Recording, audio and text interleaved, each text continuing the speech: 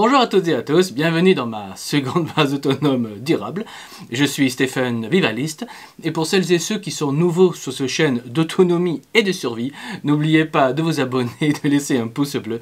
Et l'avance, je vous en remercie d'y penser. Bon, et aujourd'hui, nous allons parler, on va dire, d'un sujet très grave et vraiment important, et c'est, on va dire, de nos chances de survie. Et oui, je m'inclus bien dedans, car ce dont nous allons parler aujourd'hui va nous impacter au moment du stade final de l'effondrement. Et et pire que tout, ça va coûter la vie à des milliers de personnes, voire plus, voire pire, et peut-être même à vous ou à vos proches, si vous n'êtes pas attentifs. Bref, nous allons parler du mental des gens. Et surtout, on va dire, dans le milieu autonomiste, qui pourtant est un public plutôt averti sur l'effondrement, et qui est, on va dire, l'élite post-collapse. Enfin, autrement dit, la colonne vertébrale de la survie post-effondrement. Et pourtant, pendant ma période de pause en 2023, l'équipe de notre réseau, et moi-même, votre humble serviteur, avons pu observer, et là je suis très sérieux, nous avons pu observer à quel point la majorité des autonomistes est tout aussi moutonnier que la dernière des cigales non préparées, malheureusement. Bon, et là, évidemment, je vais m'expliquer, ou plus exactement témoigner de ce qu'on a vu et de ce qu'on a vécu. Et tout simplement au sein d'une partie du réseau, et pas mal autour du réseau dans les milieux autonomistes qui ne font pas partie du réseau du royaume. En gros, au lieu d'accélérer les derniers préparatifs pendant cette période d'accalmie que nous connaissons, on va dire, actuellement, qui est l'œil du cyclone dans cette tempête de crise à répétition que nous subissons, bref, nombre d'autonomistes préfèrent aller à la plage ou à la montagne, et j'ai vu des gens qui n'ont que quelques mois de nourriture en stock et qui manquent, concrètement, qui manquent absolument du matériel vital, pas du matériel pour faciliter la vie, non, je parle vraiment du matériel vital pour la survie. Il leur manque ça pour être un minimum autonome sur le plan ne serait-ce qu'alimentaire. Ça, c'est très grave. Autrement dit, ils préfèrent aller en Grèce ou en Turquie, en vacances, plutôt que de se dire, bon, on reste cette année en France, on fait une petite pause plus modeste et on va moins loin, et en échange, on achète une bonne fois pour toutes le stock et les matériels nécessaires pour pouvoir survivre sur le long terme quand ça va péter. On sent tous que ça va péter. Donc, en faisant ça, on sécurise une bonne fois pour toutes. Je dis bien, on sécurise une bonne fois pour toutes le minimum vital. Je ne parle pas de l'excès, du confort, non. Je parle de sécuriser le minimum vital pour ne pas avoir à subir l'horreur qui nous attend. Mais non, même un public très conscient du collapse préfère encore mettre sa survie et celle de ses enfants en jeu pour 2-3 semaines de vacances en Grèce. Et cela, ça révèle une chose en fait qui est très très grave, que simplement même dans le milieu autonomiste, on est moutonnier. Et donc on n'a pas le mental, qu'il faut pour affronter le collapse qui arrive. Et oui, car si on reprend son petit train-train, maintenant que la guerre en Ukraine se calme, que le prix du carburant baisse un peu, et que tout semble se calmer, alors que les banques américaines continuent de faire faillite à la chaîne, mais passons. Bref, en 2022, on va dire, nous a mis un électrochoc. On a eu la guerre, on a eu les délestages électriques en plein hiver, on a eu la flambée des prix, et j'en passe. Et je vois encore trop d'autonomistes qui pourtant s'étaient réveillés en 2022, je les vois reprendre leur petite vie et leur petit train-train d'avant, comme si 2022 et ces horreurs n'étaient qu'un mauvais souvenir très très lointain. Et c'est très très grave. Et c'est très grave et c'est très inquiétant, car ces gens ne réalisent pas qu'ils ne sont pas prêts. Ils ne sont pas prêts. Ces gens ont besoin d'avoir une peur court terme pour avancer et ils n'anticipent pas les horreurs auxquelles ils ont cru, dur comme fer, il y a encore 3 mois. Voilà. Ainsi, les gens reprennent leur petit train-train moutonnier et délaissent leur potager. Ils vont en vacances. Ils ne viennent plus aux réunions, ils n'investissent plus de temps à faire réseau avec leurs voisins en apprenant, comme je dis, à mieux connaître ses voisins, son entourage direct, avec lequel on va devoir vivre au moment du collapse et après le collapse. Et donc, ils n'investissent plus de temps à faire réseau en investissant du temps dans ses voisins. C'est très très grave ça. Car au fond, sur qui ils vont compter quand ça va péter?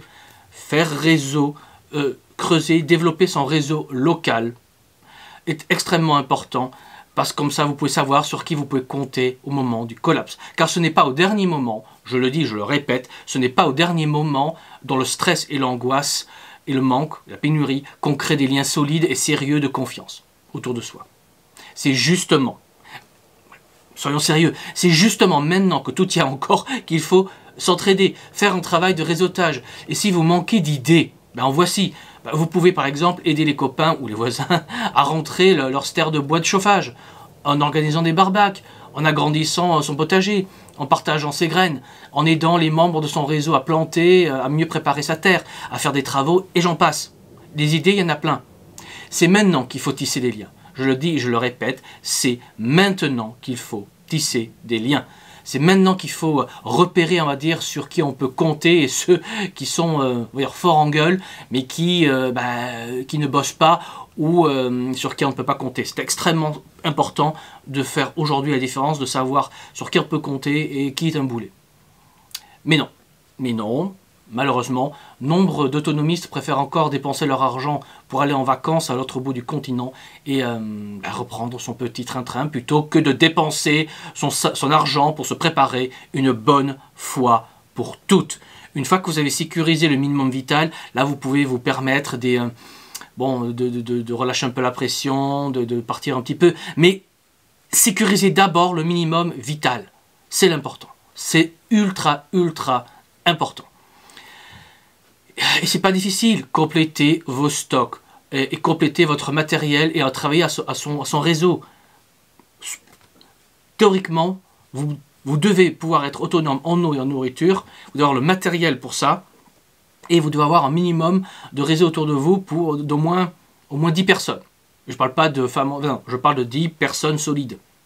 Donc en gros, ça va être des mères ou des pères de famille, généralement. Mais bon, bref, il faut des gens solides. Et l'idéal, c'est d'avoir un petit réseau d'une trentaine d'adultes sur qui on peut compter dans un rayon de 5 à 10 km. Pas plus. Trentaine de personnes. Bon. Bref, et donc ce réseau, c'est le réseau sur lequel vous allez compter concrètement pour votre survie au moment du collapse et surtout après le collapse. Et je le dis et je le répète, ce n'est pas au dernier moment que vous pourrez vous préparer ou tisser des liens avec les autres. Il faut anticiper très longtemps en avance. Et oui, c'est beaucoup de travail, mais il faut anticiper longtemps en avance. Mais comme la masse a la mémoire courte et a déjà oublié les électrochocs de 2022, ils se rendorment tranquillement et ils ne seront malheureusement pas prêts quand ça a pété. Et c'est extrêmement inquiétant, car de fait, beaucoup moins de personnes sont solides qu'on pensait, et beaucoup moins de personnes sont prêtes qu'on le pensait. Même moi, j'ai cru que 2022, on avait réveillé des milliers, voire plus, mais je me trompais hélas. L'enthousiasme et le dynamisme de la préparation se calment aujourd'hui, et le train-train habituel reprend son cours, malheureusement. Et ceci, évidemment, jusqu'à la prochaine crise. Mais si la prochaine crise est la bonne, ce qui risque d'être factuellement le cas, vous allez bien regretter vos vacances. Et évidemment, je ne m'en réjouis pas, car des milliers de gens vont mourir parce qu'ils sont des moutons qui s'endorment dès que la pression baisse dans les médias. C'est horrible, mais c'est la triste et laide réalité. Et pour être honnête, même dans le réseau du royaume, ça commence à procrastiner. Mais le positif est qui s'est réveillé, on va dire, enfin, qui s'est révélé un large noyau dur, un noyau dur solide, qui est la colonne vertébrale du réseau, et j'en suis extrêmement fier. Alors oui, vu que la masse a un esprit d'ado irresponsable, on va avoir un collapse bien plus horrible que prévu. Car la masse est trop à la ramasse, et même dans notre milieu autonomiste, et malheureusement, l'immaturité et l'irresponsabilité se paient en sang. N'oubliez pas que lorsque Rome s'est effondrée, la population est passée d'1 million à moins de 30 000 en quelques années. D'1 million à moins de 30 000 en quelques années. Et nous, on va vivre la même chose. La même chose. L'échelle du nombre de morts va être de proportions apocalyptiques. Et il faut constater que même dans le milieu autonomiste, la masse n'est pas autonome et est malheureusement émoutonnier. Ainsi, si les médias ne parlent pas des problèmes, alors c'est bon, on peut tout arrêter, on peut arrêter de se préparer et aller rôter sa bière devant Téléfoot, pour citer le bouddhiste franc-maçon Pierre-Yves Rogérand. Bref, en conclusion, la situation est bien plus grave que je ne le croyais. Même les gens réveillés finissent par se rendormir, et ça aura des conséquences graves, car se réveiller au dernier moment, c'est se réveiller trop tard. Donc je ne peux que vous encourager. Je ne peux que vous encourager à ne pas relâcher la pression, à ne pas arrêter de vous préparer, et je vous encourage réellement à continuer à travailler votre potager et à améliorer votre degré d'autonomie. Car votre vie en dépend, littéralement. Et je le dis et je le répète, en 6 mois, aucun secteur dans le pays ou dans le monde ne va mieux. La santé se dégrade, la sécurité se dégrade, la dette et l'économie se dégradent, ainsi que le chômage, l'éducation, etc. Donc, je ne sais pas sur quoi la masse se base pour penser que les choses s'améliorent. En tout cas, moi, je ne lâche rien. Je ne me décourage pas devant l'immensité du travail à recommencer. Alors, je reprends mon bâton de pèlerin et on va pousser au derrière le plus de gens possible. On va continuer à fédérer, à rassembler, à organiser, à tisser des liens entre les personnes de bonne volonté, et on va faire le maximum pour se préparer et préparer la masse médiocre à la ramasse, à se préparer, car l'effondrement est en cours et est inévitable. C'est inévitable. C'est inévitable et inéluctable. Donc, nous, on va continuer le travail de réseautage, on va continuer à renforcer les liens, même si on avance lentement, on avance quand même. Et je suis très fier qu'on a permis à des dizaines et des dizaines, voire plus de BAD qui étaient isolés, et des personnes aussi isolées, d'avoir trouvé, on va dire, un autre ou des autres autonomistes proches de chez eux avec lequel faire réseau. Donc on a permis à de très nombreuses personnes de trouver des contacts, on les a même aidé à mieux se préparer,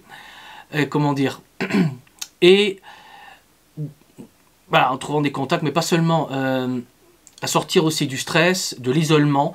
Donc tout notre travail n'a heureusement pas été en vain, et je continue de marteler qu'on mènera la reconstruction après le collapse, même si ça sera bien plus dur que prévu. On ne lâche rien.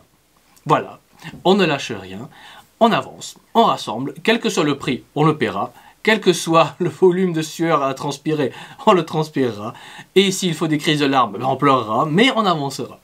Donc on construira, et je vous jure, je vous jure qu'on survivra.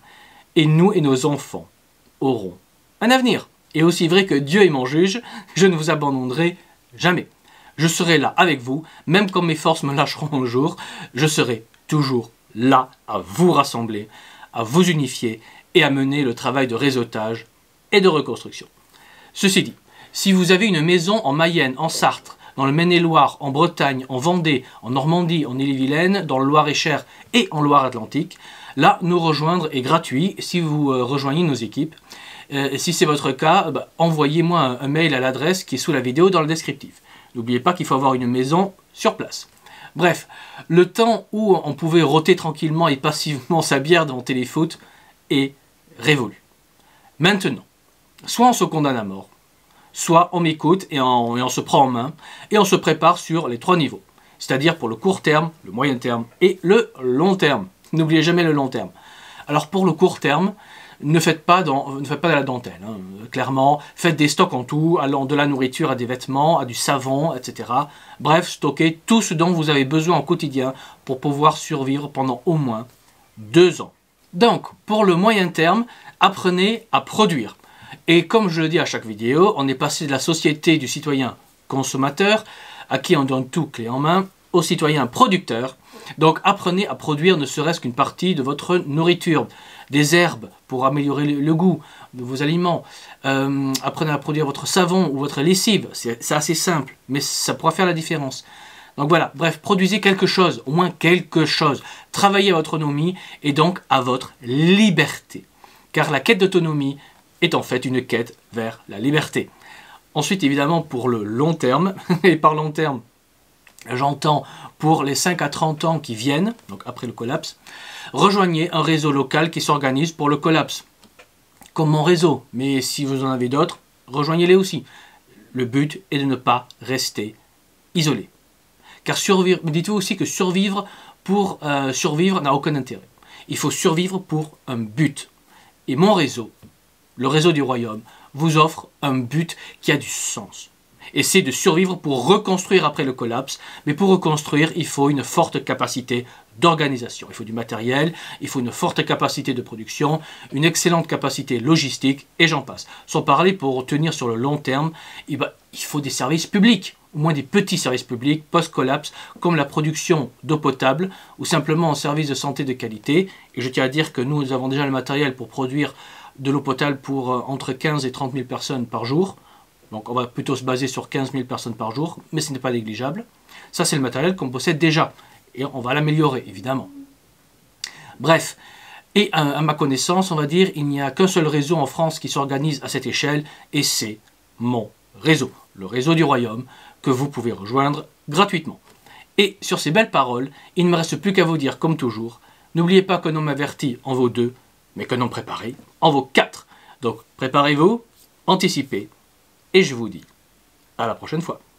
Allez, ciao!